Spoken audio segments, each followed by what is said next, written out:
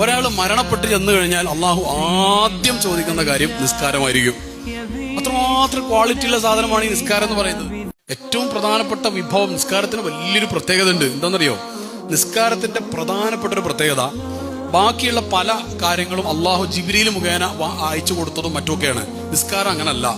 അള്ളാന്റെ അടുത്തേക്ക് ഗസ്റ്റ് ആയിട്ട് കൊണ്ടുപോയില്ലേ? അപ്പൊ അങ്ങോട്ട് കൊണ്ടുപോയിട്ട് സമ്മാനമായിട്ട് കൊടുത്തതാണിത്. അങ്ങോട്ട് വിളിച്ചുകൊണ്ടുപോയിട്ട്, അതായത് ഈ സിദ്റത്തുൽ മുൻതഹയും കടന്നു പോയിട്ട് അപ്പുറത്ത് ചെന്നിട്ട് അള്ളാഹിനെ നേരെ കണ്ടിട്ട് അള്ളാഹിന്റെ സമക്ഷത്തിൽ നിന്ന് സമ്മാനമായിട്ട് കൊടുത്ത് പറഞ്ഞയച്ചതാണ് നിസ്കാരം. ഈ നിസ്കാരം പരമപ്രധാനമാകുന്നു. മറ്റുള്ള ഒരു കർമ്മം പോലും അല്ല. മറ്റുള്ള പല കാര്യങ്ങൾ ഒരു അർത്ഥത്തിൽ പറഞ്ഞാൽ പിന്നെ അൺകണ്ടീഷണലി നിർബന്ധമില്ല. ഹജ്ജ് നിർബന്ധമുള്ളത് അതിന് ആവതുള്ള ആൾക്കാണ്. നോമ്പ് നിർബന്ധമുള്ളത് അതിനുള്ള ആഫിയത്തുള്ള ആൾക്കാണ്.